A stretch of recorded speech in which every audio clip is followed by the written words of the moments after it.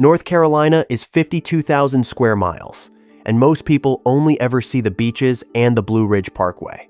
What they miss is everything underneath. On this list, a quarry in the Uwharrie Mountains, where ancient people mined weapons stone for 12,000 years and supplied hunters as far as the coast. A farm field outside Morganton, where the first European settlement in the interior of the United States lay buried and forgotten for more than 400 years. A mound on a strip of East Main Street in Franklin that no archaeologist has ever been allowed to open. And at number 1, a 1/6-foot slab of soapstone in a Jackson County cow pasture, covered edge to edge with over 1,500 carvings that no one, in any century, has managed to decode. Stick with us to the end, because that story is number 1 on this list. If you love the kind of history that doesn't make it into textbooks, this is the channel for you. Subscribe now, and we find stories like these every single week. Today we are counting down 13 ancient structures in North Carolina no one can explain. Let's go. Number 13, Garden Creek Mound Site. The fake artifact factory that fooled the Smithsonian. In the 1880s, researchers from the Valentine Museum in Richmond came to excavate a 1-2-acre mound complex near Canton, on the south bank of the Pigeon River in Haywood County. The site had been occupied continuously for nearly 10,000 years, one of the most layered archaeological landscapes in the Appalachian Mountains. The locals figured out there was money to be made. They began crafting fake artifacts and selling them to the museum representatives. The fakes got mixed into the real finds, and because the early excavators kept almost no field notes, the contamination wasn't untangled until UNC researchers returned in the 1960s. What they found when they dug properly was more interesting than any of the fakes. Mound number 2, built around 400 CE, contained pottery from the Ohio Hopewell culture over 500 miles north. Ancient people were moving trade goods across the Appalachian Mountains more than a millennium before European contact. Most of the site is now buried under a residential subdivision in Canton. A state highway marker stands on Pisgah Drive. It doesn't mention the fake artifacts. Number 12, Upper Saratown, the princess nobody was supposed to find. In 1972, a teenage boy was digging along the bank of the Dan River in Stokes County, near Walnut Cove, for no particular reason. What he turned up was the burial of a young woman who had died around 1700 CE at age 18 to 21. She had been buried with a brass gorget pendant, whelk shell jewelry, a silver spoon, 2 pairs of scissors, and clothing covered in glass trade beads and brass bells. That accidental find triggered a decade of UNC excavations from 1972 to 1983. The site was Upper Saratown, the home of the Sarah people, who had settled the Dan River Valley around 1000 CE and disappeared as a distinct culture by 1728, absorbed into the Kituwah. The Sarah had thousands of glass beads and almost no weapons. Their neighbors to the south, the Occaneechi, controlled the trade routes and kept firearms for themselves, allowing only ornaments to flow northward.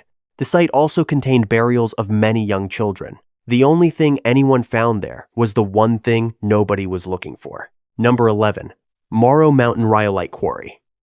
The Remington Arms Factory of 10,000 BC.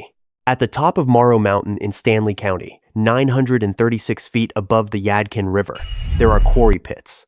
Not from settlers or mining companies. The oldest of them were cut around 12,000 years ago by people who had found something valuable, dense, dark gray rhyolite volcanic rock that, when struck correctly, forms extremely sharp edges and weapon points. They kept coming back. Over 20 quarry sites have been identified across the surrounding Uwharrie Mountains. Geochemical analysis traced the specific mineralogical fingerprint of Morrow Mountain stone in tool assemblages, found hundreds of miles away, across the Piedmont and beyond. Ancient hunters as far as the coast were using blades quarried from this one summit. The quarry scars are still visible on the mountain. You can walk across them. Somewhere underfoot, there are still chips from 12,000 years of work. Number 10, Fort Neoheroka, the last bunker. There is a soybean field off NC Highway 58, north of Snow Hill in Greene County, that looks like every other flat-bottomed field in eastern North Carolina. A small monument stands near the road. That is the only indication of what was here. In fall 1712, the Tuscarora built a fort on this site. It measured roughly 46 by 46 meters, approximately 23,000 square feet, with bastioned corners adapted from European military design, native palisade walls, and 17 semi-subterranean house bunkers built for last resort defense. The Tuscarora had spent decades observing colonial fortifications. They used what they learned. ECU archaeologist David Phelps described it as one of the most important historical sites in the eastern United States, the last battle, he said, that removed a people from their homeland and opened the inner part of North Carolina for colonial expansion. Here's the thing. The design was not enough. In March 1713, a combined colonial and allied Native American force under Colonel James Moore besieged the fort for 3 weeks. On March 22, it was breached. About 600 Tuscarora were killed. Roughly 400 were enslaved. The fort was burned. The survivors fled north and eventually became the sixth nation of the Iroquois Confederacy. Over the following decades, agricultural plowing erased at least a meter of soil depth from the site. When ECU archaeologists excavated from 1990 to 1997, they found the fort exactly as it had been left on the 22nd of March 1713. All occupation had stopped at the same moment.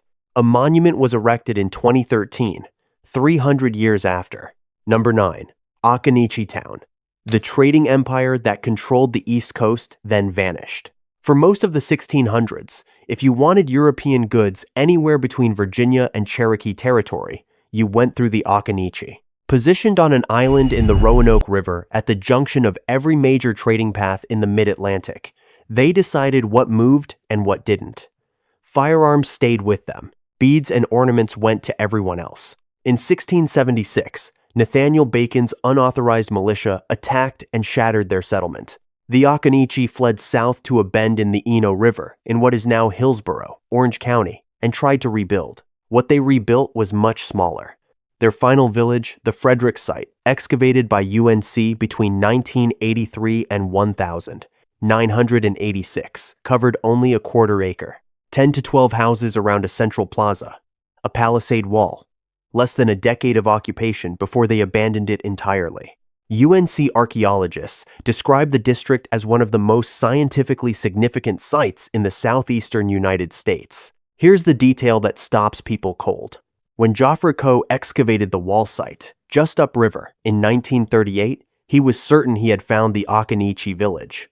He hadn't. The wall site turned out to be a completely different palisaded town, from 200 to 400 years earlier, built by different people who never knew the Occaneechi existed. The same bend in the river. 2 lost civilizations. Number 8. The Hardaway site. The workshop that redrew human history. It is the oldest excavated archaeological site in North Carolina, a flat ridge 140 feet above the Yadkin River near Baden, in Stanley County, where people came for thousands of years to make weapons and fish for shad in the narrows of the river below. More than 1 million artifacts have been excavated from what was, at its core, a seasonal camp where stoneworking and fishing reinforced each other season after season. What made it matter globally was the layering. When Joffre Coe began excavating in 1948, he found stratum after stratum of occupation, each layer holding a distinct type of projectile point. The differences between levels were clear enough to build the first reliable chronological framework for Paleo-Indian and early Archaic cultures in the entire eastern United States. A ridge in Stanley County became the dating master key for a continent's prehistory. The site was designated a National Historic Landmark in 1990. Here's the wild part. The site is named for the Hardaway Construction Company, which built a dam on the Yadkin in 1917 that created Badine Lake. The ridge survived only because it was just high enough above the waterline. If the dam had been a few feet taller, this site would have flooded before anyone knew what was there. The entire chronological framework for Eastern U.S. prehistory survived because one dam was a few feet too short. Number 7. Peachtree Mound and Village Site. The mountain town Hernando de Soto couldn't stop talking about. In May 1540, Hernando de Soto's expedition arrived at a Cherokee town called Guasili, at the confluence of Peachtree Creek and the Hiwassee River in what is now Cherokee County. His chroniclers recorded being graciously received and entertained. De Soto was looking for gold. He found none and moved on. The town had already been occupied for thousands of years, through at least the Archaic period, beginning around 8000 BCE. Spanish explorer Juan came through again in 1567, a second documented European visit to the same location in less than 3 decades. In 1885, an unscientific private excavation removed significant material before professionals could document it. In 1933, the Smithsonian conducted a proper excavation. They found nearly 250,000 pieces of pottery and 68 burial sites, some enclosed in individual stone-lined graves. The largest mound was oval-shaped, facing due south. The excavation also established that the site had been occupied in succession by multiple distinct, unrelated cultures across millennia. The mound was not built by one people. It was layered by several, each returning to the same mountain-river confluence for reasons no written record explains. The mound is on private land today, visible from the De Soto historical marker on US 64, about 2 miles east of Murphy. 4 distinct cultures found this valley worth building a life in, one after another. Not one of them left a reason for the next. If you are finding these sites worth knowing about, drop a like on the video. It genuinely helps more people discover this history. Let us know in the comments which entry you had never heard of before. We have covered 7 of 13 so far, and the entries from here get considerably heavier. Number 6. Town Creek Indian Mound, the empire that appeared from nowhere and vanished the same way. Around 1150 CE, a new cultural tradition moved into the Little River Valley of Montgomery County, 5 miles southeast of what is now Mount Gilead. The PD people built a fortified ceremonial complex on a bluff above the river, a central mound, temples, and 5 successive palisade walls rebuilt and expanded over time. Archaeological excavations, beginning in 1937, the first professionally conducted digs in North Carolina, continued for 50 years under UNC.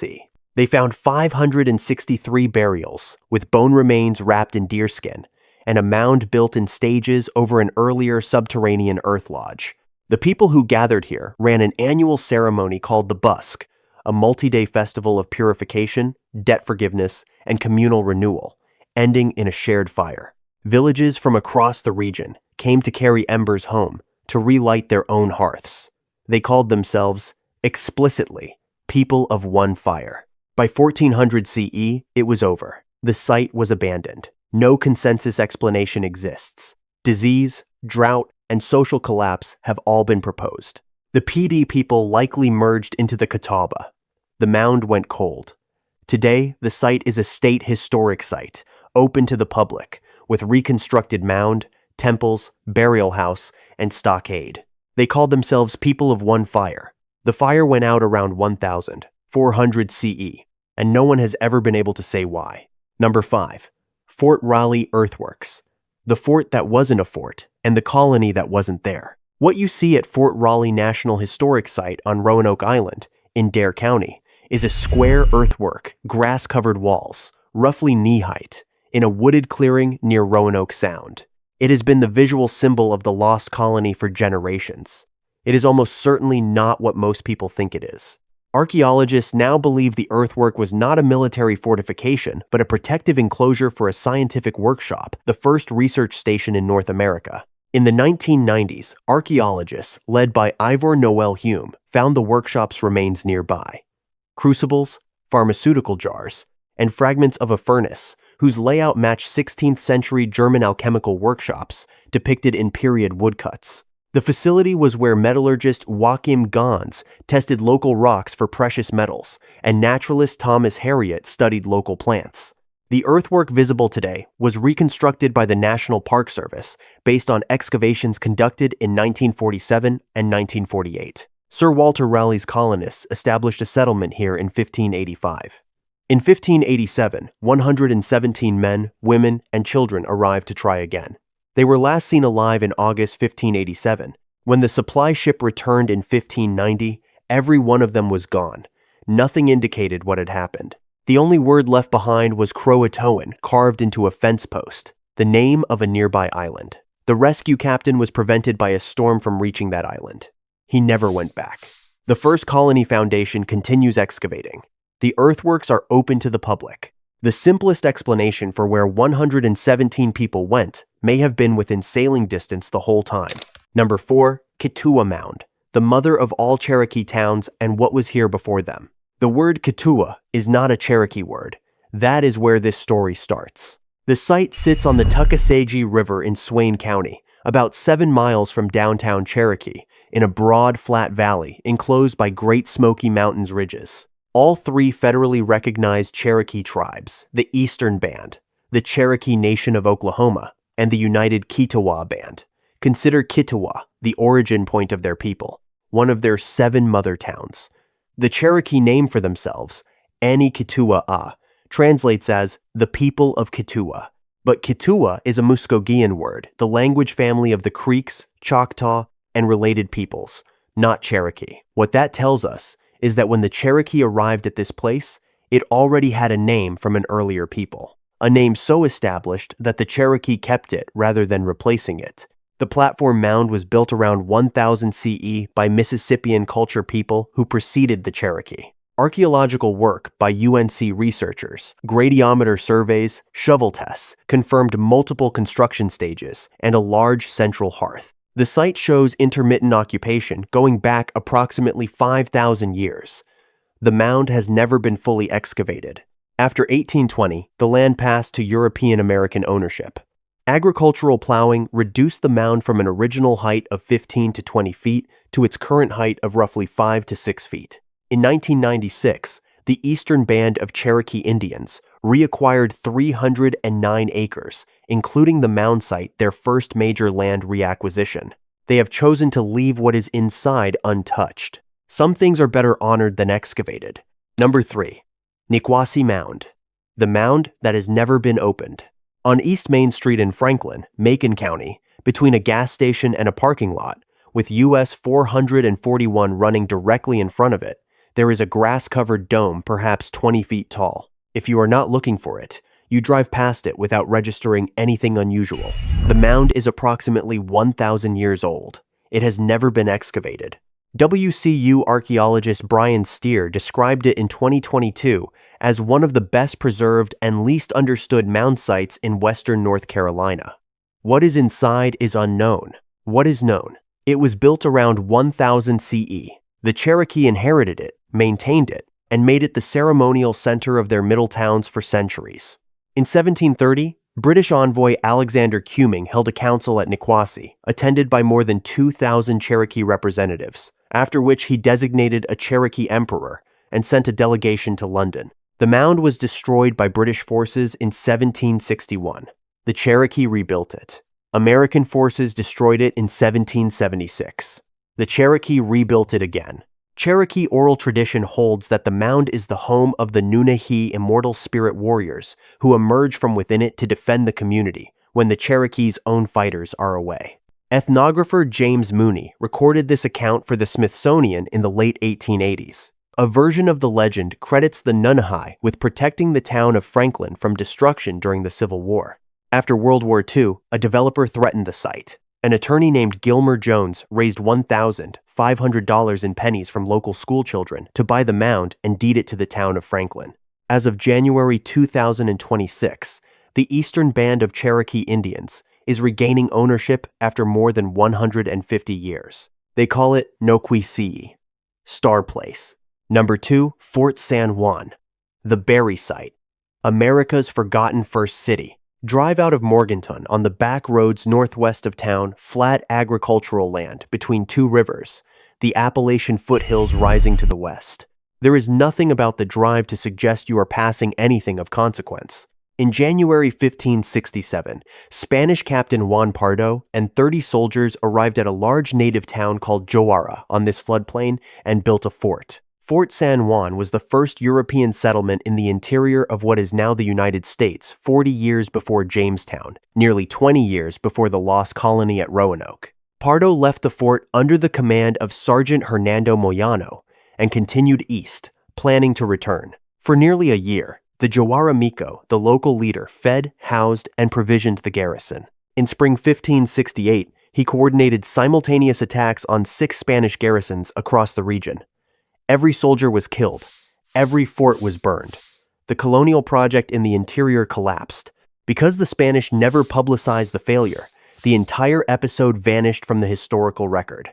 It stayed lost for more than 400 years. The site was first flagged by a Smithsonian surveyor in 1891 as a Native American mound. Serious excavation began in the early 2000s. In 2013, archaeologists from the University of Michigan, Warren Wilson College, and Tulane University confirmed it definitively as Uwharrie and Fort San Juan. Evidence included Spanish ceramics unique to 16th century colonial contexts, iron hardware, and a quartz crystal found beside an iron scale. Hernando de Soto had visited this same floodplain in May 1540, calling the town Ixhuala, 27 years before Pardo arrived. Two separate Spanish expeditions documented the same place. The Spanish never publicized the second failure, and the fort's location was lost. A state highway marker now stands at Green Street and Bost Road in Morganton. It is one of the least visited markers in the state. Number 1. Judaculla Rock. 1,500 symbols. 0 answers. You turn off NC 107 south of Cullowhee and follow Caney Fork Road until it becomes a gravel lane that ends at a small parking area. There is a viewing platform, semicircular, elevated. You walk up to it. Beyond the platform, in an open cow pasture enclosed by Appalachian ridges on every side, sits a rock. The pasture is quiet. Birdsong. Wind. The occasional distant sound of cattle. The ridgelines close in from all directions, and there is a sense that this valley has held the same configuration for a very long time. The rock is a slab of soapstone, roughly 16 feet long and 11 feet wide. It sits in a shallow bowl in the ground. The bowl is not natural. Someone dug it. When and for what purpose, no one has determined. The rock is covered, edge to edge, in carvings. More than 1,500 distinct motifs, according to the NC Division of Cultural Resources, circles, lines, animal tracks, human figures, geometric shapes, long parallel scratches that run the full length of the stone. They were made using at least 3 separate techniques: incising, pecking, and smoothing. They were added over approximately 1,200 years, from around 500 CE to 1,700 CE. Generation after generation, returning to the same stone in the same pasture. The result is a layered accumulation of messages that were legible to the people who carved them. No one alive can read them. Archaeologists have proposed they are territorial markers, hunting records, ceremonial maps, or clan symbols. No consensus exists. The site is part of a 15-acre complex containing multiple petroglyph boulders. Identical cup marks and ring motifs have been identified on standing stones in Scotland, which mainstream archaeology considers coincidental and has not fully resolved. Cherokee tradition holds that the carvings are the scratch marks of Judaculla, a 7-fingered slant-eyed giant who was the master of all hunting left when he leapt from his mountaintop farm to the valley below. The long parallel scratches on the stone surface, the ones that resist any other classification, are, in this account, the giant's fingernails. Archaeologist Jenny Lubser, writing for the NCDNCR, called the petroglyphs at Judaculla the most extensive and complicated known to exist in the broader southeast. Some Cherokee individuals still fast at this site today, seeking understanding of what the rock contains. The Parker family protected this land for nearly 100 years before donating it to Jackson County in 1959. The petroglyphs are fading. Each decade, more of the carvings are lost. People have been leaving messages on this stone for 1,200 years. They are still waiting for someone to write back. North Carolina holds a long argument between what got written down and what got left in the ground. We have looked at 13 sites here, and the state has thousands more. The one that stays with me is number 2, Fort San Juan, the first European settlement in the American interior, buried in a Burke County farm field for 400 years, while all of American history was being written above it. That one will not leave me alone. Which entry surprised you most? Let us know in the comments. And if this kind of buried history is what you are looking for, subscribe. We find stories like this every